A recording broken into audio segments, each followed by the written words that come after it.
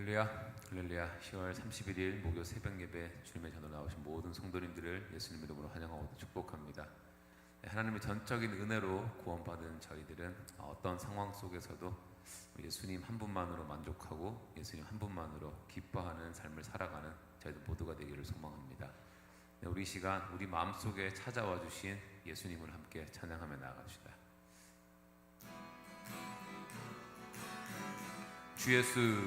주 예수 내 맘에 들어와 계신 후 변하여 새 사람 되고 내가 늘 바라던 참빛을 찾음도 주 예수 내 맘에 오심 주 예수 내 맘에 오심 주 예수 내 맘에 오심 물밀듯 내 맘에 기쁨이 넘침은 주 예수 내 맘에 오심 주 예수 내 맘에 들어와 계신 후 망령된 행실을 끊고 머리털보다도 더 많던 내 죄가 눈보다 더 희어졌네 내 맘에 소망을 든든히 가짐은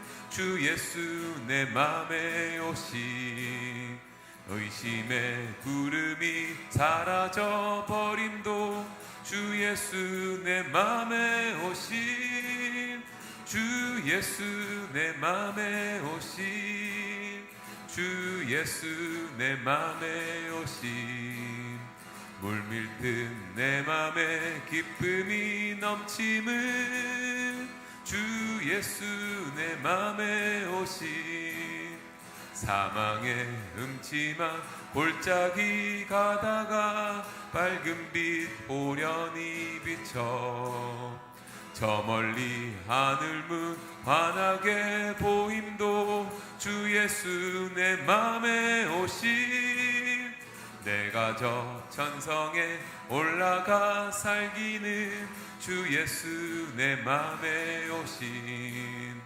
천성에 올라가 주님을 뵈리니 그 기쁨 비길 데 없네 주 예수 내 맘에 오심 주 예수 내 맘에 오심 물밀듯 내 맘에 기쁨이 넘침은 주 예수 내 맘에 주 예수 내 맘에 오심 주 예수 내 맘에 오심 주 예수 내 맘에 오심 물밀듯 내 맘에 기쁨이 넘침은 주 예수 내 맘에 오심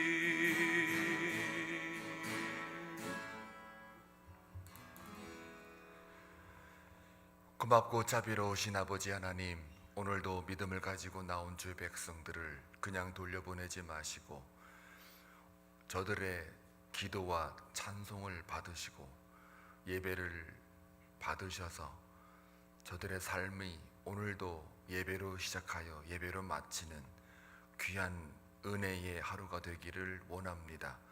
시간의 11조를 먼저 하나님께 드림으로 이 삶을 맡기는 저들의 믿음 가운데 기름 부어 주셔서 오늘도 말씀하여 주시는 그 말씀에 따라 깨달음 있게 하시고 순종함으로 나아가는 귀한 제단을 쌓는 삶이 되기를 원합니다.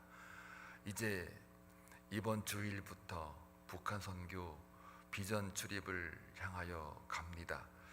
기도로 준비하며 여러 가지 논의한 끝에 우리가 처음 가게 되는데 탈북자들을 만나 그 만남 가운데 하나님의 역사를 기대하며 소망하며 그 만남이 어떤 축복을 우리 교회에 가져다 줄지 다시 한번 주님을 더 믿고 나아가는 저희들 되기를 원합니다. 오는 발걸음 가는 발걸음 인도하시고 눈동자처럼 지키시고 그곳에서도 하나님의 흔적을 발견할 수 있는 귀한 은혜가 있기를 원합니다. 이곳에 남아 함께 기도로 지원하며 중보하는 교우들의 모든 기도 가운데 주님 응답해 주시고, 또한 각자의 오늘 이 새벽에 나와 기도하는 제목들 쌓일 때마다 저들에게 하나님의 위로와 평강만이 경험되어질 수 있도록 역사하여 주옵소서. 이 시간도 주님의 말씀을 듣고자 하오니 성령께서 우리의 마음을 감찰하시고, 또 성도들의 기도 가운데 주님의 기쁨이 넘치게 하여 주옵소서. 예수를 안 것이 내 삶의 가장 큰 기쁨임을 고백하는 귀한 시간 되게 하옵소서. 예수님의 이름으로 간절히 기도하옵나이다. 아멘. 하나님 말씀 보시겠습니다. 갈라디아서 6장 11절에서 18절입니다. 함께 교독할 때에 하나님의 음성을 들을 수 있기를 바랍니다. 내 손으로 너희에게 이렇게 큰 글자로 쓴 것을 보라. 무릇 육체의 모양을 내려 하는 자들이 억지로 너희에게 할례를 받게 함은 그들이 그리스도의 십자가로 말미암아 박해를 면하려 함뿐이라. 할례를 받은 그들이라도 스스로 율법은 지키지 아니하고 너희에게 할례를 받게 하려 하는 것은 그들이 너희의 육체로 자랑하려 함이라. 그러나 내게는 우리 주 예수 그리스도의 십자가 외에 결코 자랑할 것이 없으니 그리스도로 말미암아 세상이 나를 대하여 십자가에 못 박히고 내가 또한 세상을 대하여 그러하니라. 할례나 무할례가 아무것도 아니로되 오직 새로 지으심을 받는 것만이 중요하니라. 무릇 이 규례를 행하는 자에게와 하나님의 이스라엘에게 평강과 긍휼이 있을지어다. 이후로는 누구든지 나를 괴롭게 하지 말라. 내가 내 몸에 예수의 흔적을 지니고 있노라. 다 같이 형제들아, 우리 주 예수 그리스도의 은혜가 너희 심령에 있을지어다. 아멘. 여러분은 성도입니다. 성도라는 것은 거룩함으로 부르심을 받은 자들이라는 뜻이지요.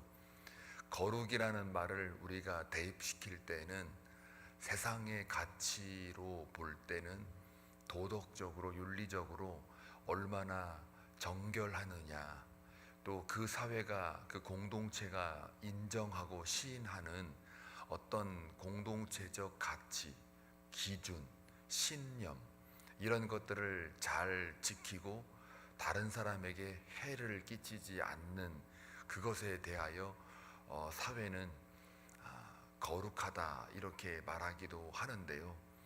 그러나 인간의 그 속성을 들여다보면 아무리 도덕을 잘 지키고 윤리적인 모델이 되고 모범이 되어도 그 속에 자신이 어떠한 그 생각과 마음을 갖고 있는지를 다른 사람은 몰라도 자기가 잘 압니다.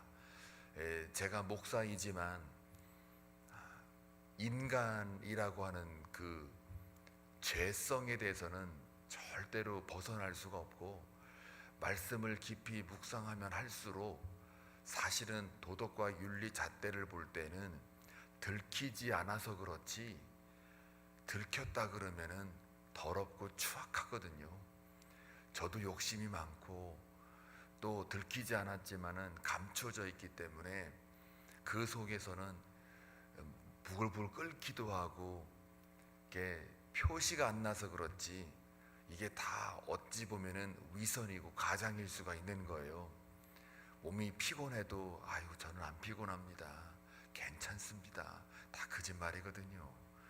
또 여러분들에게 이렇게 위로하고 격려할 때도 정말 예수 그리스도의 사랑과 은혜가 아니면은 그 마음이 전달되어지지가 않아요.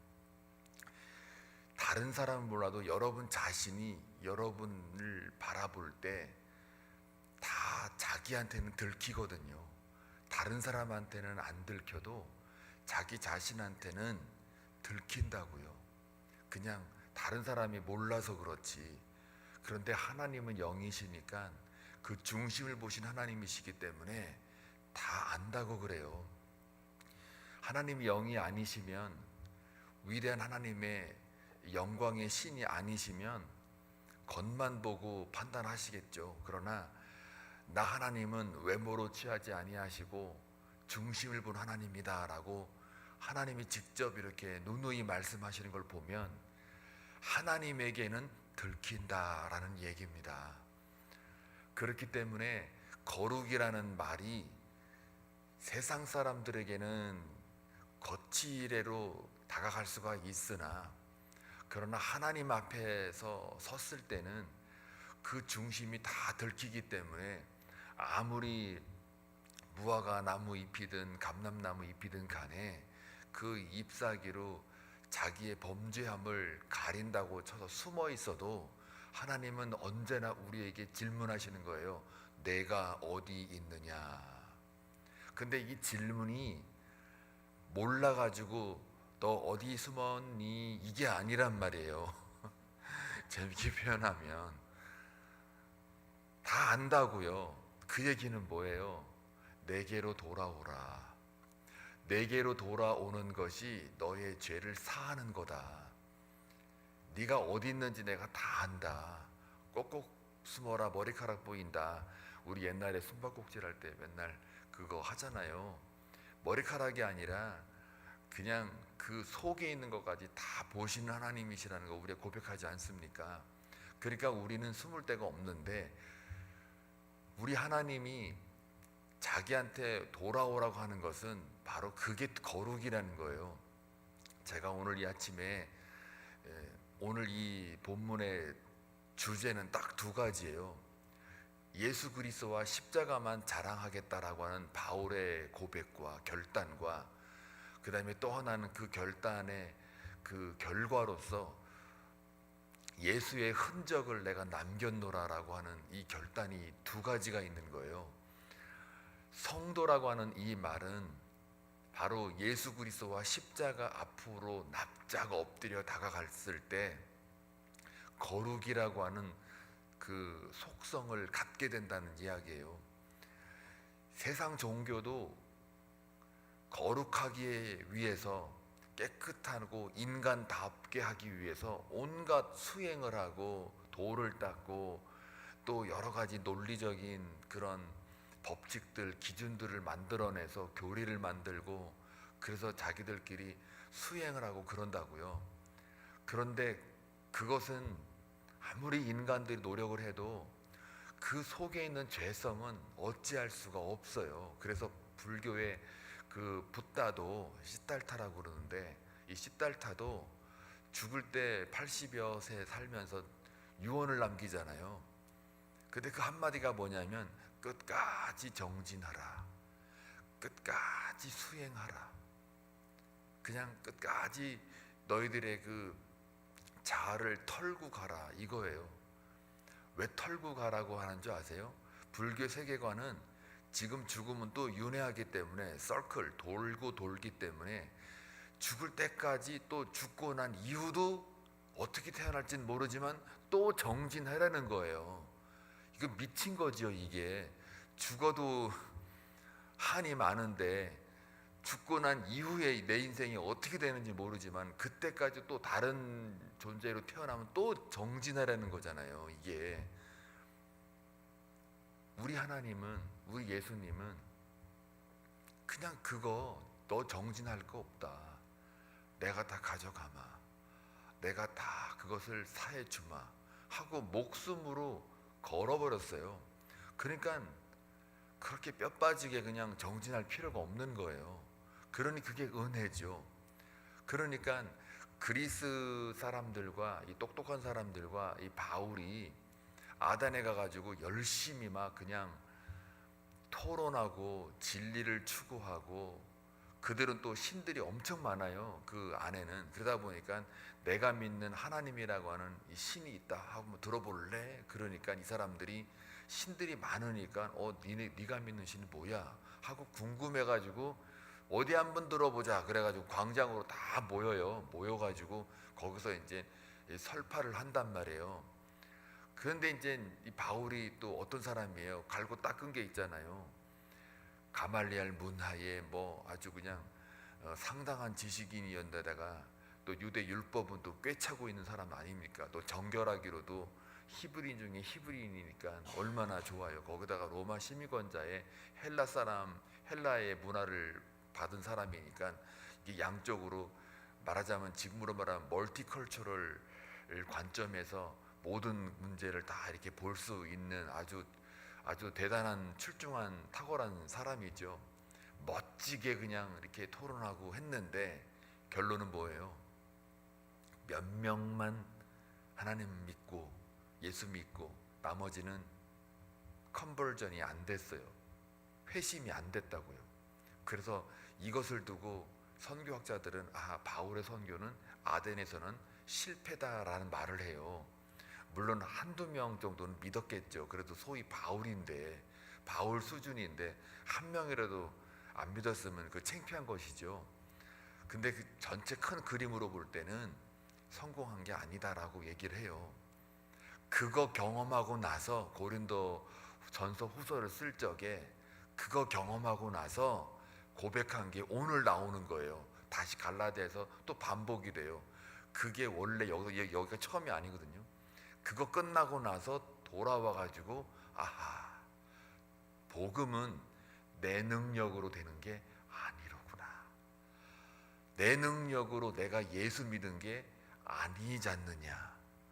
예수님이 직접 나에게 찾아오셔서 내 눈을 멀게 하시고 음성을 들려주시고 강권 역사에서 내 안으로 들어와서 내가 예수 믿는 자가 되었구나 라는 거를 다시 한번 돌아보며 복음의 능력은 예수가 찾아오는 거였구나, 성령을 통하여 깨닫게 되는 거구나를 알게 돼요. 그래서 내가 아무리 애를 써도 정결한 영으로 가려고 해도 이건 내 능력 바퀴구나 라는 거를 뼈저리 느껴요. 아덴에서의 그 선교 여행 마치고 나서 그래서 고백한 게 내가 이제는 앞으로는 예수 그리스도와 십자가만 전하겠노라 라고 공포를 합니다.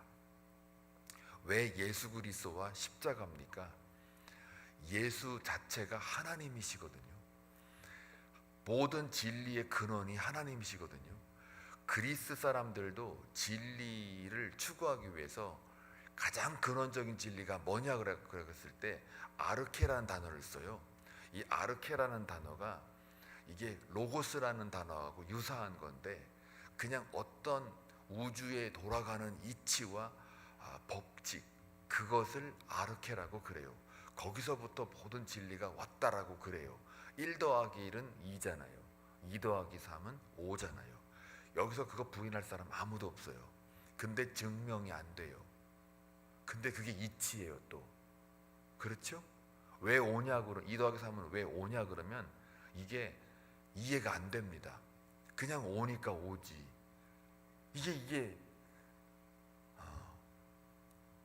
이게 참 수학적 진리라는 것도 신기한 거예요. 이게 운행하는 어떤 마치 경륜처럼 이치가 있어요.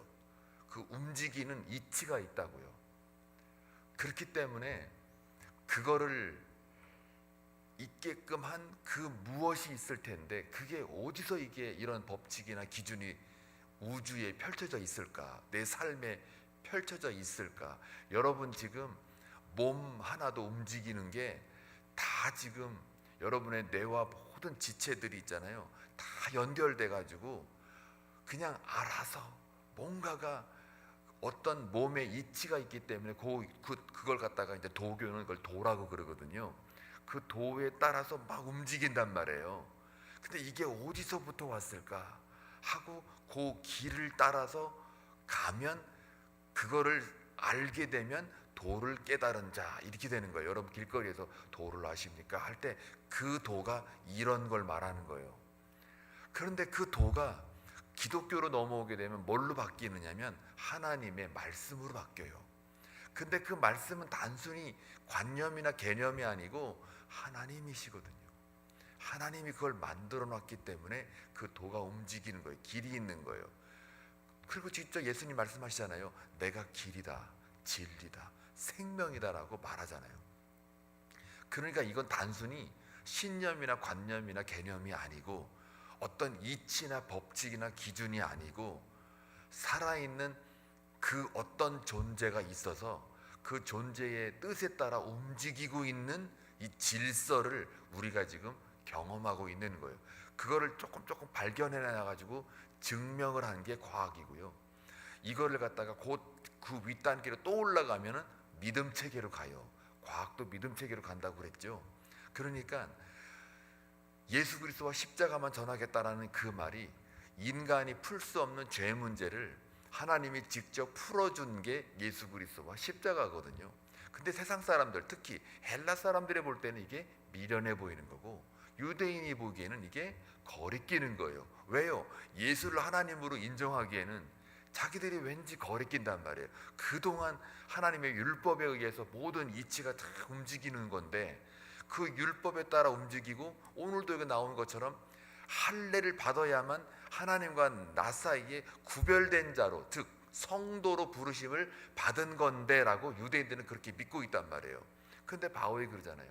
예수 그리스도와 십자가 안에서는 할례가 무할례든 할례든 필요 없다. 그리고 할례를 받은 것은 보이는 흔적이잖아요. 이 보이는 흔적에 따라서 이게 많아지면은 이게 부흥이고 성공이고, 적으면 적은 대로 뭐 그 반대 개념으로 들어간단 말이에요. 그러니까 할례를 받은 이것을 갖다가 너희들이 그걸 자랑하느냐? 그럼 그거는 육체의 자랑이다 이거예요. 행함의 자랑이다. 그런데 예수와 그리스도의 십자가라고 하는 거는 내 육체를 자랑할 수가 없다 이거예요. 왜요? 육체는 완전히 십자가에서 못 박아 죽었으니까요.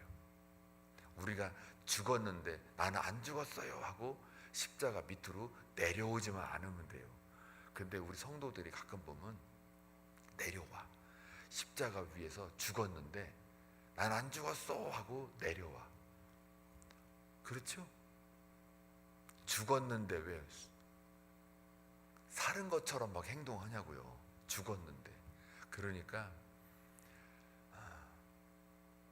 죽었으면은 그냥 거기서 끝나야 되는데 자꾸 발딱발딱 살아 움직이니까 이게 자꾸 행함으로, 믿음과 행함이 같은 건데 자꾸 육체적인 소욕과 탐심으로 자꾸 그걸 추구하려다 보니까 이게 내가 죽었는지 살았는지 알 수가 없는 거예요. 그래도 하나님께서 어제 말씀드린 바와 같이 그 연약함을 아세요. 그래서 너희들이 어차피 연약할 때, 죄인 되었을 때, 하나님과 원수가 되었을 때, 로마서 5장에 나와 있는 것처럼 그럴 때 하나님이 픽업을 했단 말이에요. 예수 안에서 나를 픽업해 줬어요.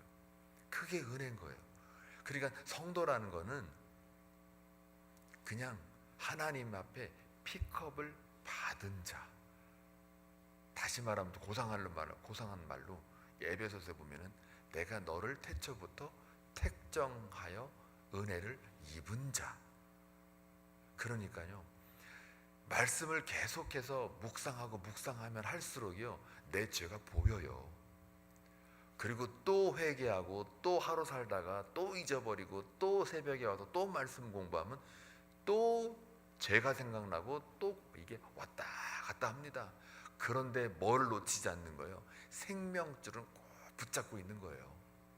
요게 중요해요. 요 생명줄은 꼭 붙잡고 있고, 그 생명줄이 뭐냐?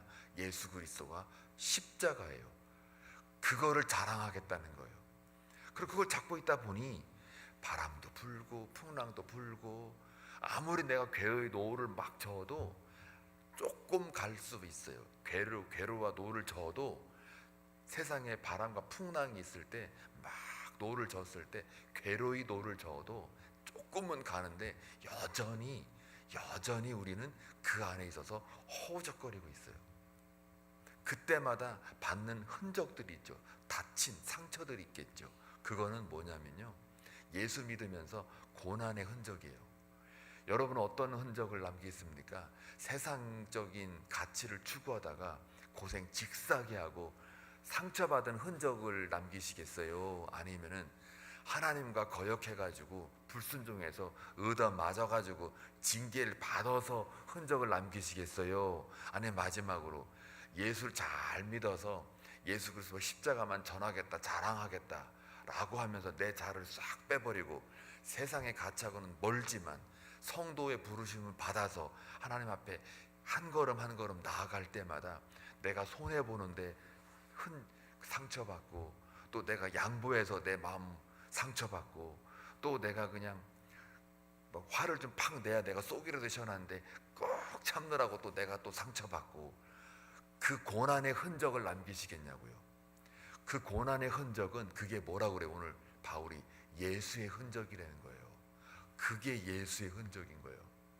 그러니까 우리가 받는 고난이 생고생이 아니다 기다, 아니다. 교회를 세우기 위해서 생고생하는 거 있잖아요. 하나님을 드러내고 주의 이름을 높이기 위해서 고생하는 거, 또 힘든 거, 그게 다 예수의 흔적이에요. 오늘 말씀 준비한다고 밤새도록 그냥 잠도 안 자고, 잠은 육은 잠자고 싶은데 영은 막 깨어가지고 너 해야 돼 이러면 막 육신에 막 피로가 오잖아요. 그것도 다 예수의 흔적이에요. 그게 쌓이고 쌓이잖아요. 내 지혜가 있어야죠. 그냥 육이 팍 죽어가지고 영적 일을 도모하지 못할 만큼 혹사시키면 안 돼요. 그러니까 요거를 균형을 잘 맞춰서, 가끔 기독교에서 육을 가지고 막 굉장히 나쁜 걸로 취급하고 영은 너무 고상한 걸로 취급하니까 이원론적으로 딱 잘라가지고 이분법적으로 이해를 하니까 그냥 건강한 것도 그냥 무슨 죄악시하는 것처럼 되는데, 안 그래요. 육과 영은 같이 가요. 그러니까 육이 나쁘다는 거는 육체적인 소욕, 죄성, 이걸 말하는 거니까 여러분의 몸이나 이런 것들은 건강하게 잘 만드세요. 근육도 만들고 피도 깨끗하게 만들고. 그러면 어떻게 돼요? 저처럼 콜라 마시지 말고 뭐 고기만 좋아하지 마시고 이렇게 뭔가 이걸 가꿔야죠. 가꾸는 것도 하나님의 성전을 깨끗하게 청소하는 거나 마찬가지예요. 그러니까 육과 영이 같이 가야 돼요. 자, 그런데 여기서 더 중요한 거는 육은 언제나 영을 향하여 지향하는 거예요.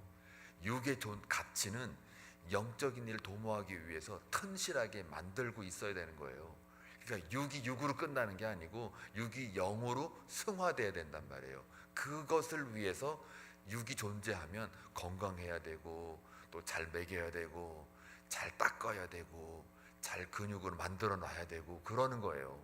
근데 이게 육이 육으로만 지향해가지고 가게 되면, 영을 싹 빼버리면 그게 이제 육체적인 소욕이 되고 탐심이 되는 거고, 육체적인 자아로 이렇게 만족하는 그런 삶을 사는 아주 죄악된, 아주 정욕적인 삶을 사는 거죠.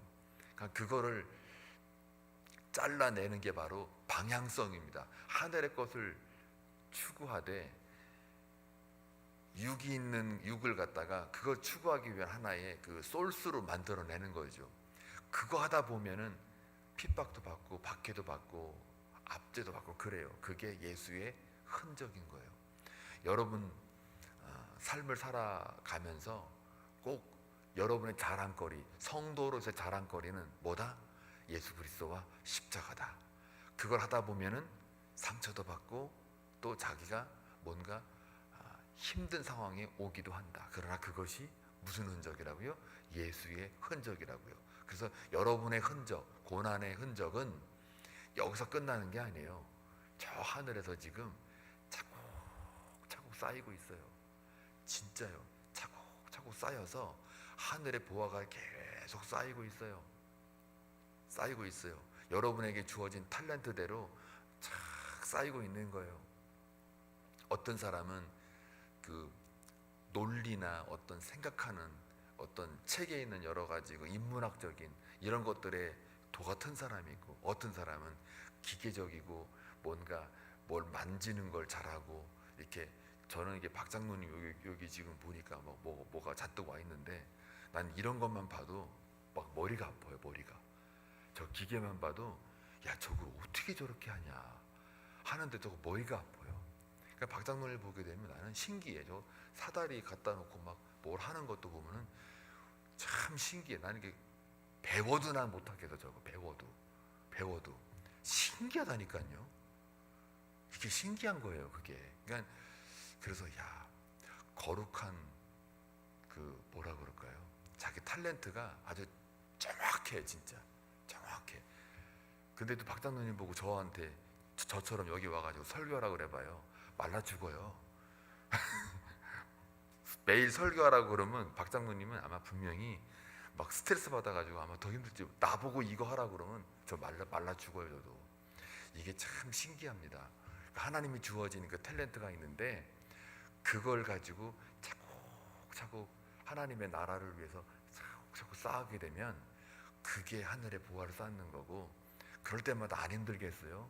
짜증도 내고 또 힘들고 스트레스도 받고 막 이러죠. 그게 다 뭐예요? 예수의 흔적이에요. 쫙 쌓아지는 거예요. 그 흔적을 잘 관계적으로도 쌓을 수 있고 육체적으로도 쌓을 수 있는 거예요. 다 아파가지고 그것도 뭐 저희 어머니는 기도를 얼마나 많이 하는지 하도 많이 해가지고 그 당시에는 무릎을 꿇고 해가지고 지금도 여기가 이게 좀 틀어졌대요. 이게 이 여기가. 그래서 항상 근데 그게 또 자기의 흔적이라고 그러시잖아요. 그러니까 그런 걸 보면 또 그러란 얘기는 아닙니다. 그냥 그분의 그냥 고백이에요. 그냥 고백. 고백은 주관적인 거니까 객관화시킬 수는 없고 다 각자 나름대로 흔적이 있는 거예요. 중보기도되면 중보기도대로 흔적이 있고요. 각자 맡겨진 흔적이 있어요. 그 흔적을 이렇게 쌓아가면 모두가 다 합력의 선을 이루어 가는 거예요. 그게 교회예요. 오늘 하루 살아가는 동안 여러분 예수 그리스도와 십자가만 자랑하시고 예수의 흔적을 하나 더 쌓는, 남기는 그런 하루가 되길 주의 이름으로 축원합니다. 기도합니다. 좋으신 아버지 하나님 감사합니다. 우리는 모두가 다 그리스도의 종입니다. 그 종의 흔적을 우리가 받았으니 이제는 변함없이 한 주인을 모시고 살아가는 저희의 삶이 되기를 원합니다. 종은 자기를 내세우지 않습니다. 종은 자기의 권리를 주장하지 않습니다. 주인의 뜻대로 살아갈 뿐입니다. 우리는 모두가 다 주님의 종입니다. 갈라디아서를 마침으로 인하여 결국은 우리는 주님의 종이니 이제 그 주님만 자랑하고 주님이 가셨던 십자가만 자랑하기를 결단하게 하여 주옵소서. 그리하여 그 결단 속에 생겨지는 모든 고난의 흔적들, 예수의 흔적을 남길 수 있는 귀한 하루가 되게 하옵소서. 예수님의 이름으로 기도하옵나이다. 아멘.